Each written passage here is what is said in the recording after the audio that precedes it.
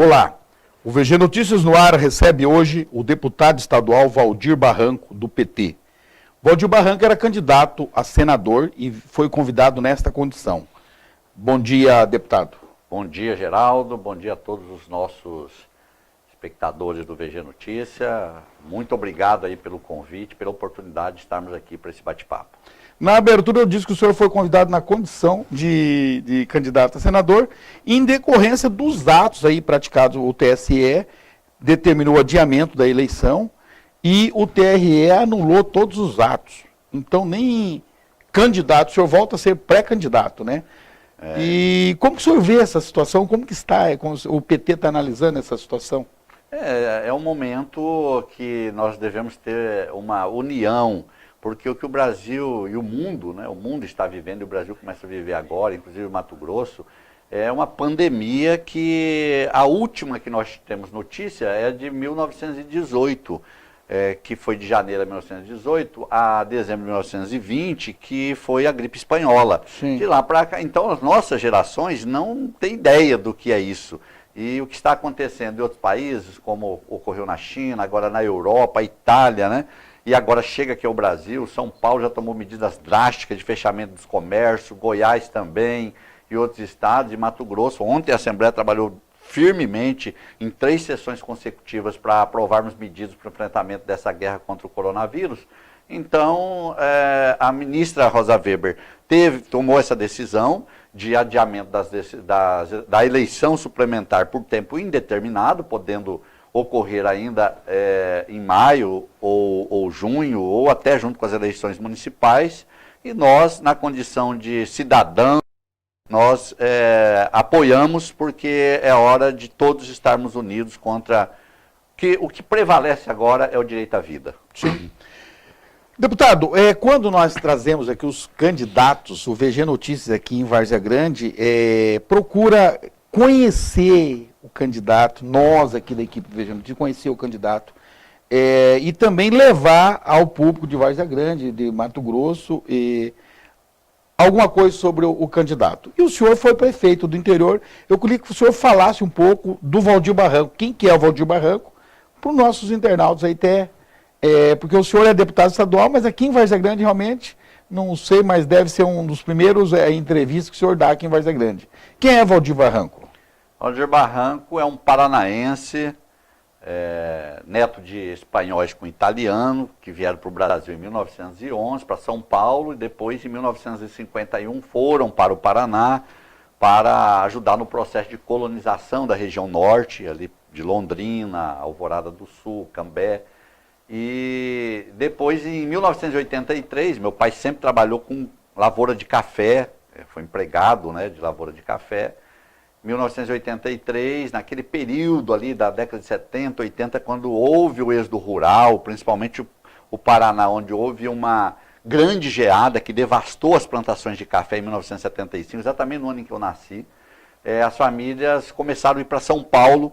E de todos os irmãos do meu pai, de todos os irmãos da minha mãe, o único que optou em vir para o Mato Grosso foi o meu pai, com 8 filhos, saiu do Paraná, de Alvorada do Sul, no dia 20 de junho de 1983, chegando a Nova Bandeirantes no dia 20 de junho, um domingo, final do dia, no meio da mata. Nova Bandeirantes tinha apenas uma clareira, e nós fomos a 4ª família a chegar em Nova Bandeirantes. Eu tinha 8 anos de idade, então eu sou mato-grossense também, e ali nós enfrentamos todas as dificuldades de um município que está surgindo, né, de uma cidade que está surgindo, para trabalhar na roça. Trabalhei na roça até os meus 14 anos, depois fui para a farmácia, trabalhei em farmácia, passei no vestibular da Unemate Alta Floresta, fui para Alta Floresta fazer biologia, trabalhando de farmácia ainda. No decorrer da faculdade,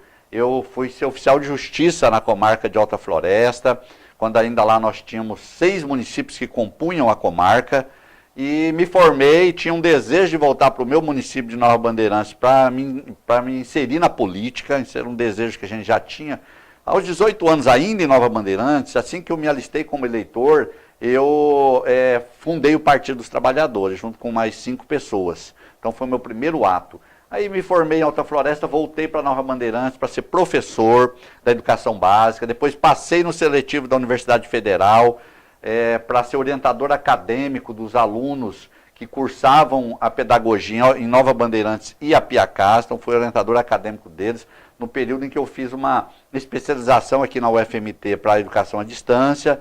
Depois fui secretário municipal de educação aos 24 anos de idade, e nesse período também me especializei aqui na UFMT em gestão e financiamento público, e me candidatei a prefeito em 2004, fui eleito prefeito em 2004, ainda muito jovem, né? O jovem não tem medo de se colocar na luta, e depois vim para o INCRA em 2009, no INCRA assumi praticamente todas as funções, eu fui chefe de gabinete, fui diretor, fui chefe da divisão de obtenção de terras, fui superintendente adjunto, chefe de administração e depois superintendente do INCRA de 2011 a 2014, quando então me candidatei a deputado pela primeira vez e fui eleito com 19.227 votos. Então, e depois reeleito com 21 mil votos. 21.970. Então, brevemente, um histórico aí do deputado Valdir Barranco. Pois da roça, da pobreza, né? Plantei feijão, colhi feijão, arroz, feijão no cambão, né? Que nós batíamos, e arroz era na banca, lampião a gás para bater feijão, arroz até 10 horas da noite para poder aproveitar o tempo. Então, somos de uma família de muitos irmãos, de muita união e de muito trabalho. Mas não planta soja hoje ainda não, eu não tenho. O senhor derivou para eu sou da agricultura familiar. Da agricultura familiar, dos pequenos produtores, né? A gente percebe que o senhor tem uma história dentro do PT que realmente eu não tinha conhecimento, e tenho certeza que grande parte da população não conhece Valdir Barranco. Aí quando se articula uma candidatura de alguém do interior, deputado estadual, para senador, existe uma curiosidade das pessoas de saber, olha, como que chega um deputado estadual, chega a candidato a senador. Então, pelo histórico do senhor, essa pequena exposição que o senhor fez, realmente o senhor é um forjado no PT e forjado lá na agricultura, né, na base, na educação, que talvez sejam as maiores bandeiras do PT, né? Eu, como disse aqui, fundei o partido do meu município aos 18 anos, então é o único partido meu que eu estive, que estou, é o Partido dos Trabalhadores. Toda a minha trajetória política foi no Partido dos Trabalhadores, deputado no segundo mandato pelo Partido dos Trabalhadores. Fui eleito presidente do Diretório Estadual do Partido dos Trabalhadores em 2017, no momento da maior crise do PT, por conta dos ataques que nós sofremos, né? O golpe contra a presidenta Dilma. Então eu fui eleito em 2017 e fui reeleito novamente agora, no ano passado, no ano de 2019, presidente do Partido dos Trabalhadores. Então eu estou no segundo mandato de deputado estadual e no segundo mandato de presidente do Partido dos Trabalhadores.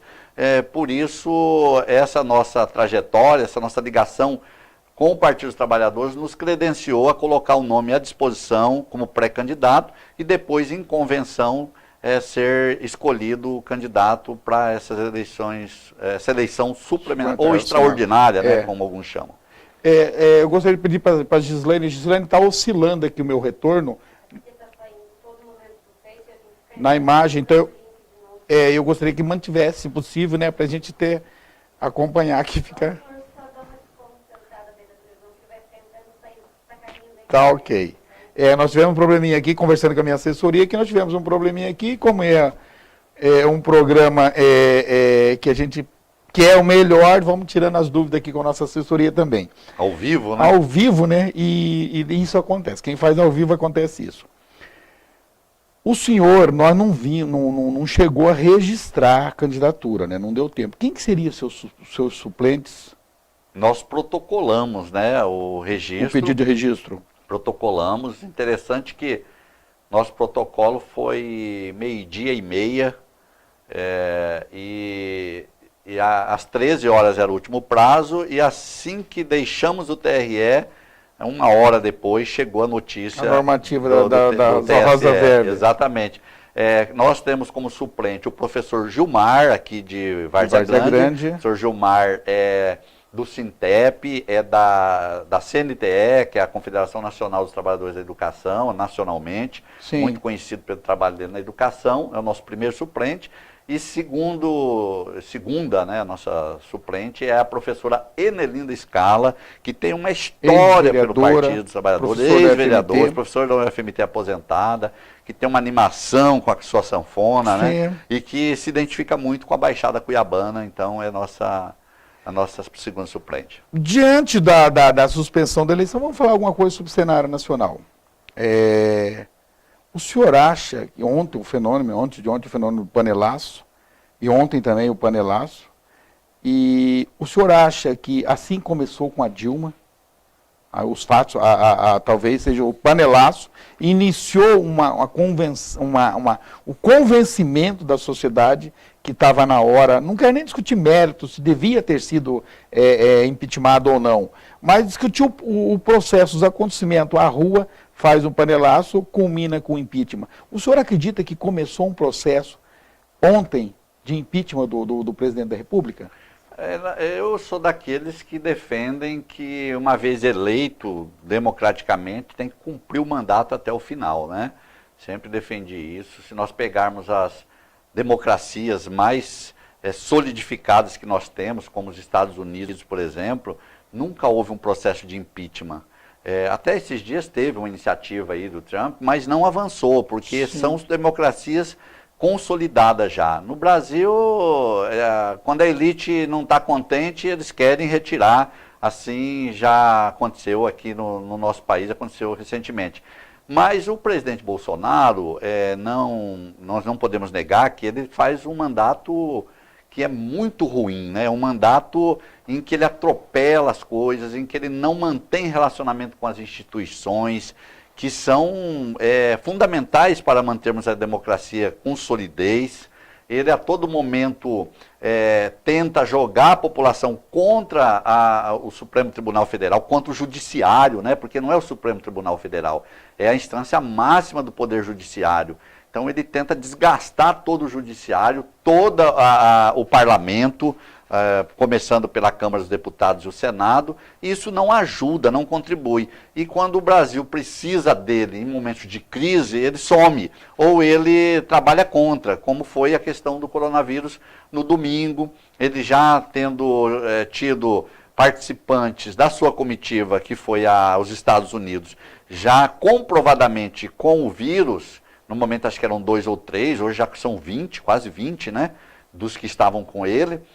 E ele, com a suspeita, ele, ao invés de informar a população de que não deveria ter essa proximidade, ele ainda foi ao encontro para cumprimentar. Então isso causou, inclusive entre aqueles que apoiam o presidente, que apoiaram, que votaram, que continuavam insistentemente apoiando, ele perdeu aí uma grande credibilidade, já vem sendo demonstrado, ele está preocupado com isso, tanto é que ontem fez um pronunciamento também com o uso de máscaras, ele vem já tentando usar máscara inclusive a TV, né, a mídia tem dito que ele deu uma grande demonstração de como não usar a máscara.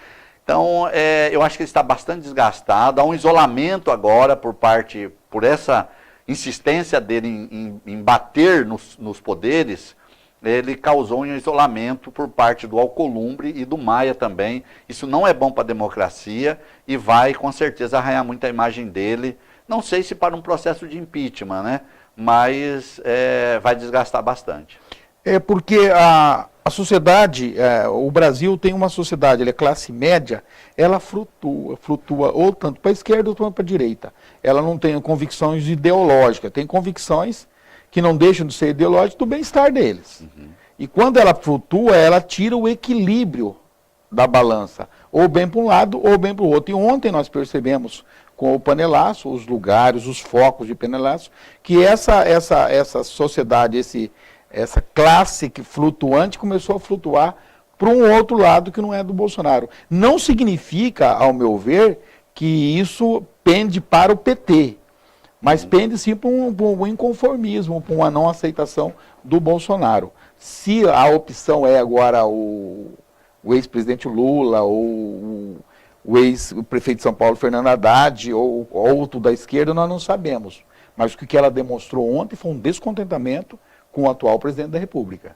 Pode não pender para o PT, mas pende contra o Bolsonaro. Né? Isso, exatamente. E nós estamos agora diante de uma situação que as eleições, elas tendem a se polarizarem mesmo. Sim. E essa polarização, ela não foi provocada pela esquerda, porque a esquerda sempre se manteve durante o período militar, quando era MDB, depois...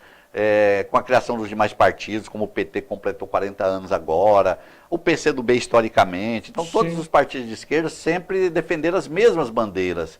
A polarização foi causada pela extrema-direita, não é nem pela direita, pela extrema-direita, que defendem questões que são exacerbadas do ponto de vista daquilo que a maioria, ou seja, o centro e a esquerda defendem. Então, essa polarização, ela existe... e elas vão ser sentidas agora nas eleições municipais e também do Senado. Nós não teremos espaço, por exemplo, se a eleição do Senado ocorrer antes das eleições municipais, ela vai ser um laboratório para as eleições municipais, nós não teremos espaço para quem tentar caminhar em cima do muro. Não tem espaço para ficar em cima do muro. Ou você tende a caminhar para a esquerda, defendendo bandeiras da esquerda, programas e plataformas da esquerda, ou você pende para a extrema-direita, que é onde tem esse público mais ligado ao bolsonarismo, ao Olavo de Carvalho, a todos esses aí. Né? Então, eu acho que nós teremos eleições, principalmente agora, suplementar no Mato Grosso ao Senado, e municipais polarizadas entre esquerda e extrema-direita, não é nem direita. Nem a direita, a extrema-direita. Mas fica difícil, com o adiamento da eleição para senador, as composições, porque foram anuladas, inclusive, as convenções. Ontem, o desembargador Gilberto Giraldelli, presidente do TRE, disse numa coletiva que todos os atos praticados em função da eleição para senador estão nulos. Então, considerando isso, não existe nem as convenções ou as candidaturas, isso daí foi tudo cancelado. Mas, não definindo o prazo de eleição, ainda não definido, que está condicionado ao problema do coronavírus. Se culminar, aproximar muito da eleição para prefeito, junto com a eleição de prefeito, ou muito próximo da eleição de prefeito, altera todo o quadro político, né? E como que o senhor vê essa alteração do quadro político? Os seus suplentes se mantêm? Por exemplo, o Gilmar de Várzea Grande provavelmente será candidato a vereador com um grande potencial de se eleger. Conforme o senhor disse agora, será, os extremos aí vão ser a candidatura de definições. O Gilmar é provavelmente candidato eleito a vereador de Várzea Grande. Enelinda também vem forte, retorna forte. Nem a sua chapa o senhor tem condições de garantir hoje. Muito menos as coligações que serão necessárias na eleição de prefeito. Como que o senhor vê essa situação? Como não há previsão de que as eleições possam ocorrer antes das eleições municipais, por isso é que certamente o TRE já tomou essa decisão.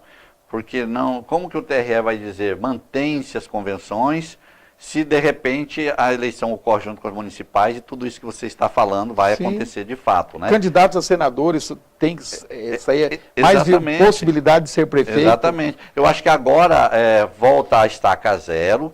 Lógico que teve algumas conversações de partidos que tendem a se manter, mas os partidos voltam novamente a conversar, dependendo das aproximações nas eleições, lá no chão, onde as eleições municipais acontecerão, as composições mudam, dependendo de partidos que hoje estariam junto para o Senado, as eleições municipais vão afastá-los também da composição para o Senado, então há uma gama aí que vai depender muito de quando serão as eleições. Se vai ser em maio, se vai ser em junho. Se for em outubro, muda completamente, como você mesmo disse. Nós temos, por exemplo, a Gisela Simona, ela é candidata à Prefeitura de Cuiabá, tem dito isso, né?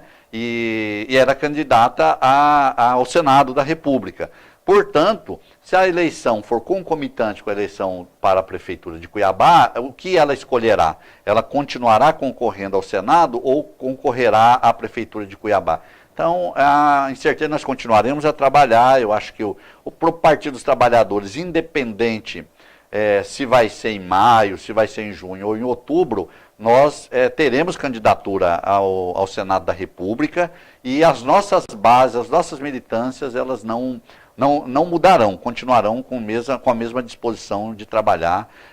Nesse momento, nós tínhamos aí a única candidatura realmente com a defesa do legado do presidente Lula e das nossas bandeiras, da democracia, da esquerda, é a candidatura do Partido dos Trabalhadores. Sua candidatura. Os demais estavam se acotovelando para garantir o apoio do Bolsonaro em seus palanques. O guarda-chuva, né, do Bolsonaro. É a única que teria o Lula nesse momento, inclusive estive lá no último sábado, e houve o compromisso, né, da vinda do presidente Lula, já tinha falado com ele antes, e sábado estive novamente em Brasília, então a única que teria seria a nossa. Lula e Haddad, senhor anunciou, Lula, né? Haddad, assim, como é uma eleição extemporânea, não teria em nenhum outro lugar, todos os nossos parlamentares, né, federais, lideranças, todos me procuraram para dizer que queriam estar aqui, né?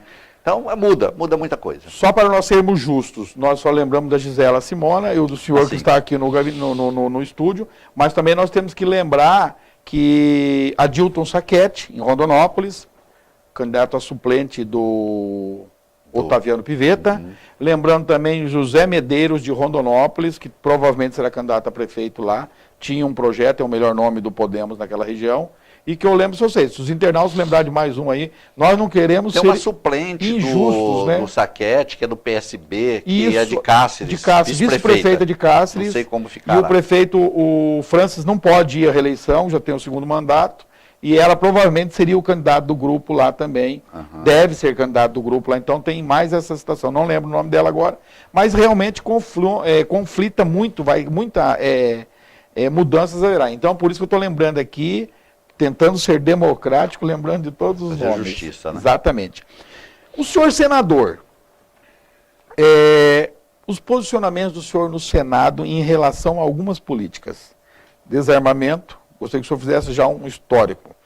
Questão indígena e desarmamento. Vamos ficar só nesse momento de desarmamento e questão indígena. Como que o senhor pensa essa situação? O desarmamento, nós já temos comprovações de que armar a população não implica em redução de taxa de homicídios e de violência.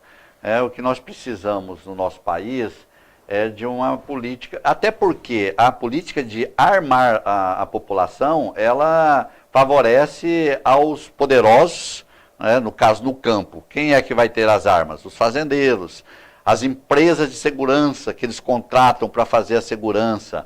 Não são os sem terra, eles não têm armas, nunca tiveram essa cultura de ter armas, né? Os agricultores familiares não tem arma no campo. Na cidade, quem tem armas? A polícia e os bandidos, né? Eu nunca vi um cidadão de bem, esse cidadão da igreja, que independente da religião, ele andar armado, ou ele tem uma arma dentro de casa. Então, essa cultura, essa mídia que foi feita para favorecer a indústria bélica no nosso país, como é feito em outros países Sim. também, né, que é quem vai vender e tem interesse, ela forja na cabeça das pessoas uma fake news de que você, tendo a liberação das armas, você vai estar armado. Ora, o Valdir Barranco não vai estar armado nunca, porque eu não fui criado dentro de uma cultura de armas. Eu sou da igreja, né? Eu nasci dentro da igreja e eu nunca vi Jesus Cristo falar para você pegar a arma. Até esses dias, um cidadão lá em São Paulo, que agrediu, né, da extrema-direita, quando alguém veio questionar, ele falou, mas Pedro, quando estava com Jesus, tirou a espada e cortou a orelha do soldado. E aí eu disse, mas o que Jesus fez? Falou para ele guardar a arma dele, e pegou a orelha e devolveu no lugar num dos seus milagres. Então, esse discurso é uma fake news que nós precisamos também ir desarmando aos poucos, e vou atuar no Senado da República contra. A questão indígena, nós temos que reconhecer que os indígenas, eles já estavam ocupando as suas terras aqui muito antes dos brancos chegarem, né, dos europeus chegarem. Aos poucos, a agricultura, as cidades, elas foram tomando esses espaços, e chegou um momento em que os governos, já desde Getúlio Vargas, né, e depois na própria ditadura militar, se você for olhar a quantidade de áreas que foram tornadas reservas indígenas na ditadura militar, são muitas. Então, os próprios governos militares fizeram essa defesa dos indígenas, e depois nos governos populares também, nos governos democratas, né, a partir da Constituição, a partir do fim da ditadura, em 85, já com Sarney, depois o Collor, Itamar, Fernando Henrique, Lula e Dilma.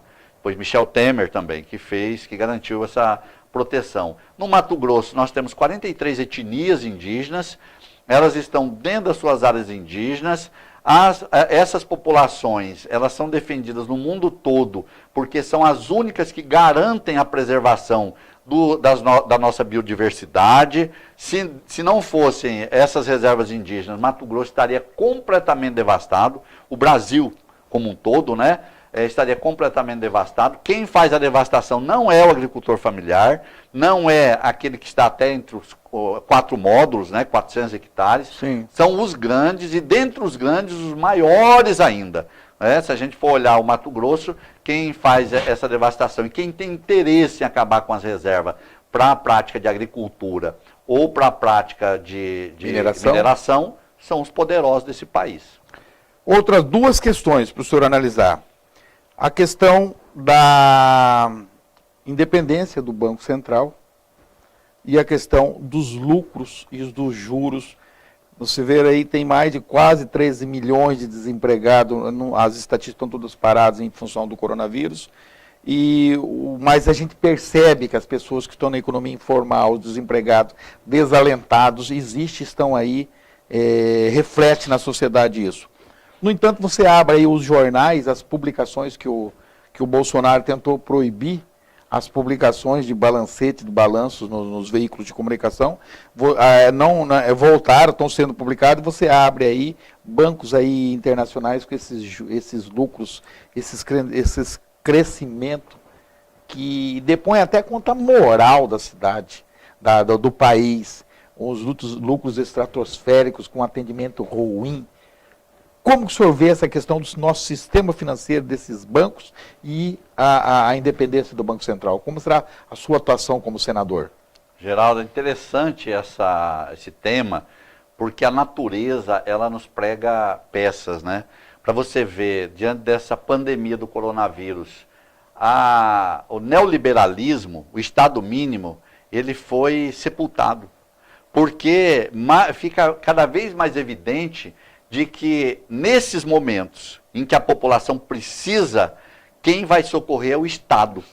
Então é o Estado, a estrutura do Estado, as mãos e os braços do Estado, a capacidade econômica do Estado, o Estado que eu digo no mundo todo, né? Nos Estados Unidos, que é o epicentro do neoliberalismo, o governo do Trump teve agora que fazer bolsas de até $1.000 para aquelas pessoas que ficarem desempregadas, que estão desempregadas, ou aqueles que trabalham na economia informal, entregador de pizza, quem trabalha com Uber, para que eles possam ficar em casa, porque quem que vai ficar em casa passando fome? Então é preciso ter condições mínimas de subsidiar esse seu momento de estar em casa. Aqui no Brasil não é diferente. A estrutura neoliberal, o Estado mínimo, fracassou.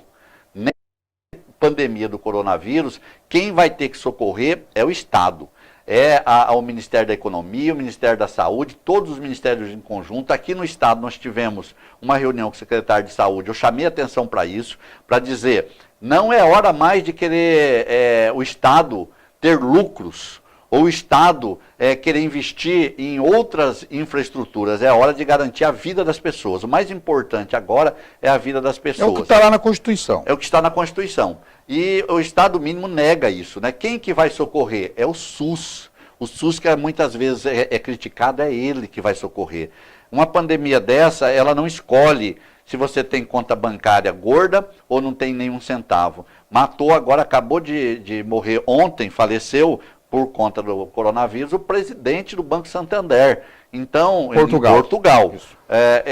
Por que eu estou dizendo isso? Para dizer que o Banco Central, você garantir a sua autonomia, a sua liberdade plena, a sua independência dos outros poderes, é algo que deixa muito vulnerável nesses momentos. O Banco Central ele tem que também ter certo controle do governo, porque num momento como esse, por exemplo, se ele fosse totalmente independente, como que o Bolsonaro teria capacidade e condições de atuar e de ter autonomia sobre ele, né? E nesses momentos é necessário. Então, com relação ao rentismo no país, você falou, é absurdo.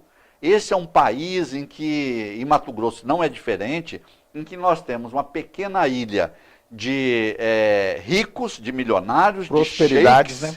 E de prosperidade, um grande oceano de pobres, né? A maioria absoluta são pessoas pobres. Classe média, qualquer coisa que acontecer na economia quebra, né? O servidor público não é classe média, porque pode ser um servidor público, um juiz, por exemplo, que ganha 100 mil, mas se ele perder o emprego dele, no outro dia ele está sem condições de subsistir. Os poderosos nesse país é uma casta muito pequena e são os que levam o lucro, dentre eles o rentismo, os banqueiros. E aqui no Mato Grosso, os grandes do agronegócio. Eu quero destacar os grandes, porque o agro também tem pequenos, tem médios. Então aqui nós temos uma meia dúzia aí, que são os que concentram as terras, muitos deles terras griladas, que aos poucos eles foram regularizando, muitos ainda continuam grilando terras públicas, e uma imensa minoria que não pagam impostos. O agro grande não paga impostos. Eles são desonerados pela Lei Candir, isso é algo que eu vou atuar também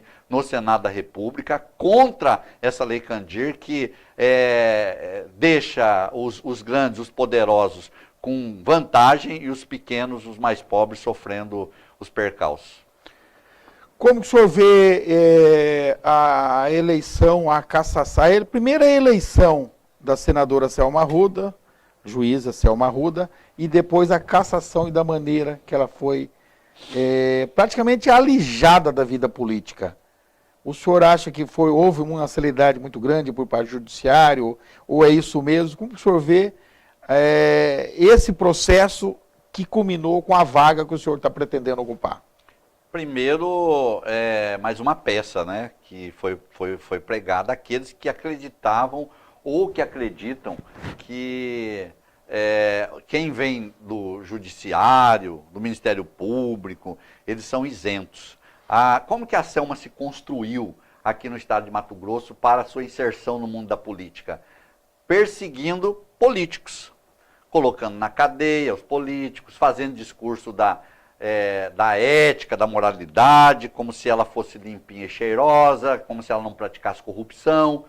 E assim que ela ingressa na política, já antes ainda de ser candidata, no período pré-eleições, ela pratica corrupção. Pratica corrupção através de Caixa 2, através de tudo aquilo que ela, e isso ficou muito claro no voto lá, teve um dos ministros, não lembro qual deles, que disse o seguinte: ela não pode alegar que não sabia. Se tem uma pessoa na face da terra que sabia que o que ela estava fazendo era ilegal, era ela. Então, ela já cometeu corrupção antes, é eleita com esse discurso da Moro de Saias, ela era Moro de Saias aqui no Mato Grosso. A população acabou votando, ela teve uma votação expressiva, foi a primeira colocada, e depois vem à tona esse processo. A gente tem que fazer justiça aqui, que foi o Sebastião Carlos, né, o primeiro que ingressou com uma representação contra ela. Depois o Fávaro aproveitou para nadar, para surfar nessa onda, porque e o Fávaro só ingressa depois que ele fica em terceiro colocado, buscando a vaga para ele, e no ato de cassação fica claro que ele não poderia ocupar essa vaga. Né? Todos os 7 ministros do Tribunal Superior Eleitoral foram enfáticos em dizer: a lei não protege o terceiro colocado, tem que ter novas eleições, ele não pode assumir, esse período tem que ficar vago, e tem que ser curto, por isso que a eleição tem que ser realizada o quanto antes. Com relação à rapidez com que fluiu essa cassação dela, eu não acho que foi rápido, eu acho que os outros processos é que demoram. Todos deveriam fluir com essa rapidez. Eu quero comparar com o processo do Pedro Táxi. Pedro Táxi falsificou uma ata quando ele foi candidato ao Senado, na convenção. Eles falsificaram uma ata, teve a convenção, tinha uma decisão. 2 dias depois, naquele tempo não tinha a transmissão que tem hoje, que tem que ser direta, né? 2 dias depois, eles foram lá e falsificaram, fizeram outra ata. Fizeram a mudança do primeiro suplente. Do primeiro, segundo. e registraram essa ata.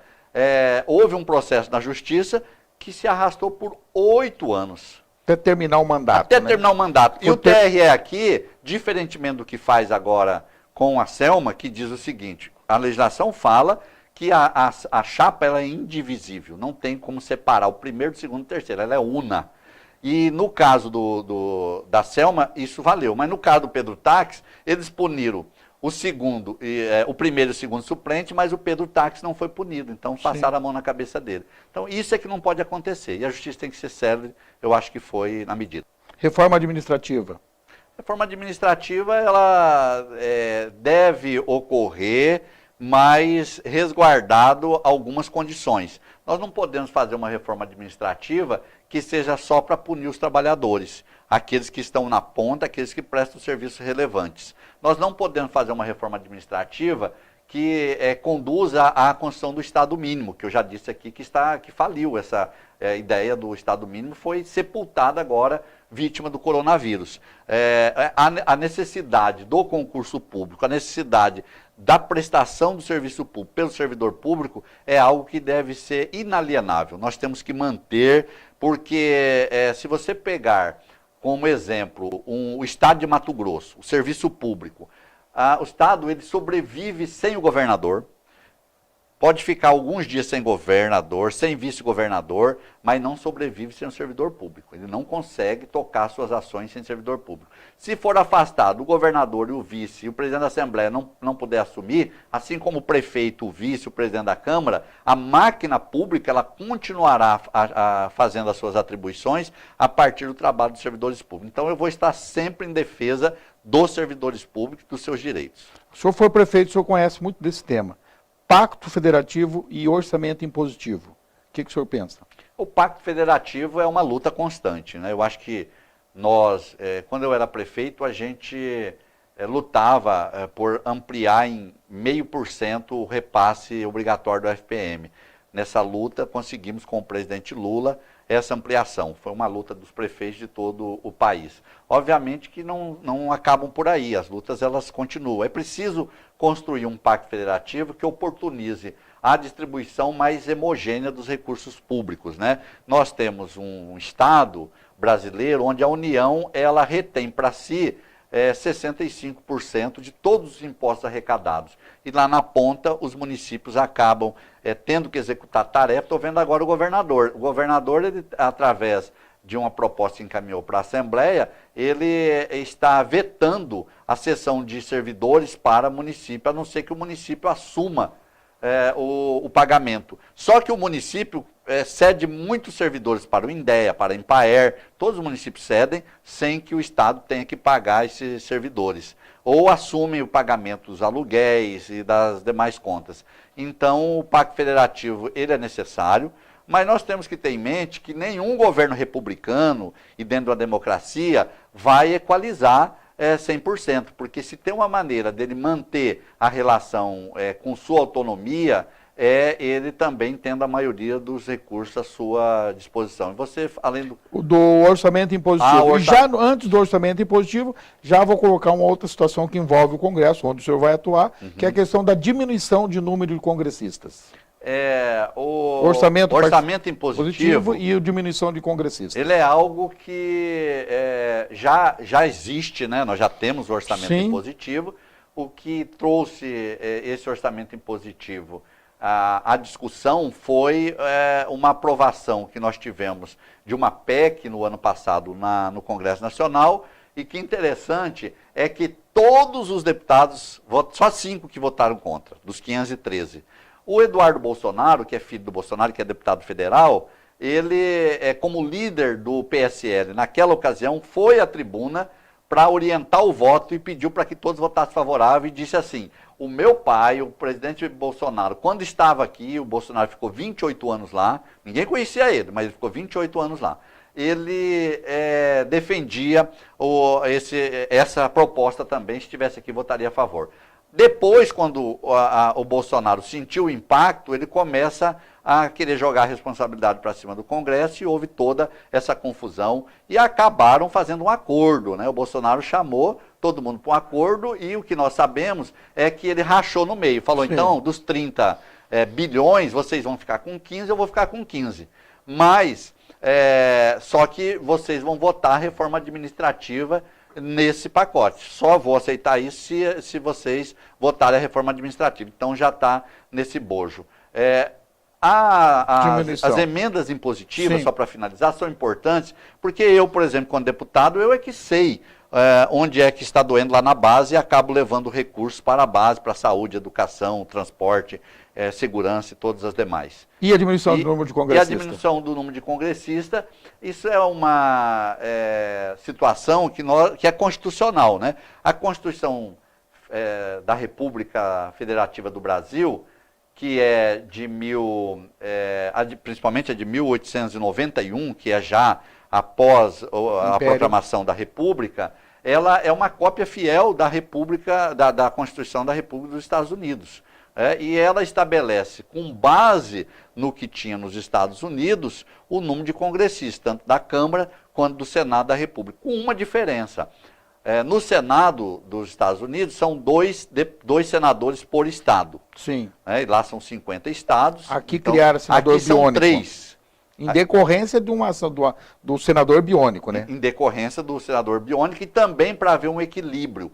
Porque na Câmara nós temos uma distribuição das cadeiras conforme o número de eleitores. Então, se nós temos São Paulo com 70 deputados federais, nós temos o Mato Grosso com 8 deputados federais. Isso dá um desequilíbrio na hora Sim. da disputa. O Senado já fez essa equalização exatamente para que a matéria que passar na Câmara com esse desequilíbrio chegue ao Senado com o mesmo número de senador por estado para haver o equilíbrio também nas votações. Então isso é algo que não é simples assim. É algo que vai carecer de muito debate, até porque está consubstanciado em decisões que foram tomadas ao longo da criação da República, da sua instalação e de toda a nossa história.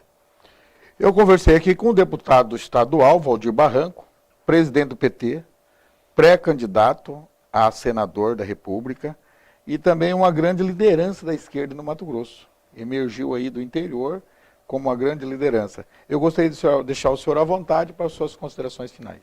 Geraldo, eu quero mais uma vez aqui agradecê-lo, agradecer a VG Notícias, que é um site importantíssimo da democratização do acesso à informação aqui no estado de Mato Grosso. É um dos mais importantes, se não o mais importante aqui no nosso estado. E dizer que o nosso mandato de deputado estadual continua à disposição da sociedade mato-grossense, em que pese nós estejamos aí nesse momento de isolamento social por conta do coronavírus, mas nossas tarefas não podem parar. Nós temos que estar em contato com a população do interior também, até para saber o que elas estão precisando. E estaremos na luta por direitos dos trabalhadores, tanto da iniciativa pública quanto da iniciativa privada, da agricultura familiar. Eu tenho duas bandeiras que é muito forte, que é a educação, sou professor de biologia, e, portanto, estou na Comissão de Educação da Assembleia Legislativa como vice-presidente, e da agricultura familiar e regularização fundiária. O Mato Grosso carece de políticas voltadas para o fortalecimento da agricultura familiar, desde o plantio até a comercialização e também da regularização fundiária. Nós somos um estado que na área rural temos uma grande quantidade de áreas que não têm título de domínio, tanto públicas como privadas, e também na área urbana, aqui em Várzea Grande, mais de 60%, acho quase 80% da área urbana de Várzea Grande não tem documentos. Sim. Então, nós também, essa é a bandeira, nós temos ali na Assembleia e levaremos para o Senado da República. Muito obrigado. Eu gostaria de interromper o senhor antes sim. do obrigado, e eu me veio aqui, o senhor fez um elogio ao VG Notícias, e eu agradeço e gostaria de incluir mais uma pergunta, me perdoa os internautas, foi interessante de saber o que o senhor pensa. Nos governos de esquerda, o Franklin Martins tinha uma influência muito grande em se tratando de mídia, de liberdade de expressão, de imprensa. E lá houve, até se ensaiou uma forma como fala, regulamentar isso daí, controle da mídia mesmo, falando. E agora nós vemos, nós da imprensa não agradávamos aos governos de esquerda e continuamos não agradando ao governo de direita de Jair Bolsonaro. Como que o senhor vê essa questão da imprensa, das mídias, da liberdade de imprensa? Não, a liberdade de imprensa é algo que é fruto da democracia. Sim. E a imprensa é fundamental para que nós possamos denunciar, fazer o acompanhamento, a divulgação das ações dos governos também. O que o Franklin Martins defendia e defende, né, porque ele ainda é vivo, trabalha e tem suas ideias. E né? tem sua influência na mídia ainda. É que houvesse uma melhor distribuição da mídia no Brasil, como ocorre, por exemplo, na Inglaterra. A Inglaterra há uma política de distribuição e de controle da mídia pelo governo federal, pela rainha, né, pela Sim. coroa e pelo primeiro-ministro, que lá é parlamentarismo. Uhum. Nos Estados Unidos também há controle, nenhuma mídia sai falando fake news, por exemplo, Sim. como é uma prática hoje habitual, não só da mídia, mas dos cidadãos também. Né?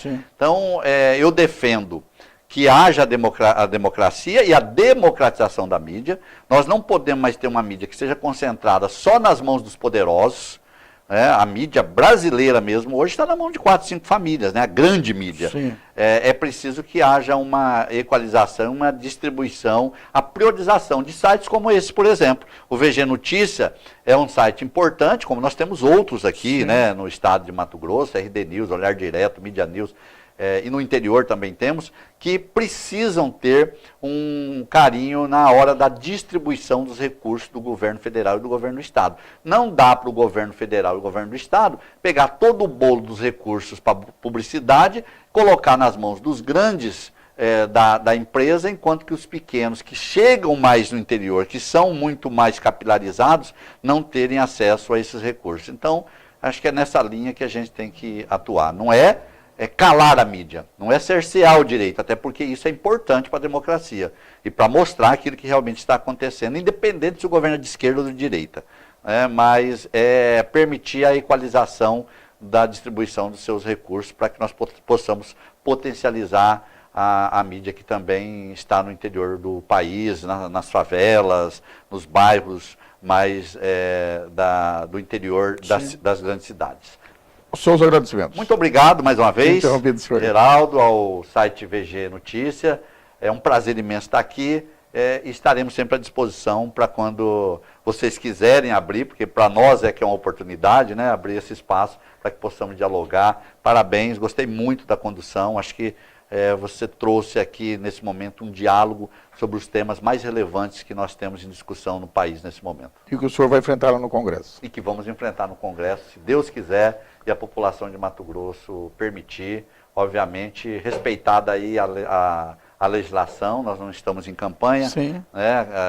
Nós queríamos já estar, mas em função do coronavírus foi suspenso, vamos aguardar as novas decisões e quero estar candidato sim. Nós queremos agradecer a presença do senhor aqui, já lhe fazer o convite quando nós melhoramos os nossos estúdios aqui, para dar mais espaço para nós fazermos um debate. Se consolidarmos as candidaturas após elas serem registradas na Justiça Eleitoral, as candidaturas ao Senado, nosso objetivo aqui do VG Notícia é patrocinar aqui um debate, discutindo questões aqui entre os senadores que assim aceitarem as regras do debate, né? Nós queremos já convidar o senhor, se consolidar a sua candidatura, nós lhe conhecemos, e agradeço a presença do senhor aqui. Realmente me surpreendeu. A visão que nós tínhamos era que era um deputado do interior, mas com grande representatividade na esquerda, mas com a amplitude do seu conhecimento realmente demonstra que está onde está, pelos seus valores como político, como articulador e como pensador e estudioso da máquina pública. Por favor. Eu fui eleito deputado com votos em 138 municípios. Mas isso graças à máquina do PT, né? E também a minha atuação no INCRA, porque Sim. eu fui superintendente do INCRA, então a gente tinha uma atuação em todo o estado. E agora, na segunda eleição, nós tivemos voto em 139. Sim. Então, tem 2 municípios ainda. Então, por isso O a senhor gente tem uma precisa atuação o senhor precisa em todo o nesses estado. municípios. E a população, a minha mensagem, eu tenho ido, visitado, mas o tempo acaba não permitindo ir em todos na quantidade que merece. Só um último apelo aqui para a população, para tomar cuidado agora com o coronavírus. Nós vamos ter que mudar nossos comportamentos radicalmente. Nós somos de um país tropical, de calor humano. Nós não somos como os orientais, né, que se cumprimentam de cabeça. Nós nos cumprimentamos abraçando, pegando na mão, dando beijinhos na face. E agora nós não vamos poder fazer isso mais. Então, vamos tentar mudar esse hábito. É muito mais difícil nesse momento de transmissão, essa mudança de hábito. Vamos ter que mudar o hábito para um cumprimento de cabeça. Já estamos popularizando o cumprimento de cotovelo, né? Parece que é uma besteira, não é. É uma necessidade, vai nos ajudar muito. Forte abraço, que Deus abençoe a todos e todas. Mais uma vez, obrigado pela sua presença aqui, obrigado à sua assessoria e obrigado você, internauta do VG Notícia, pela preferência aí ao estar nos assistindo. Um abraço a todos.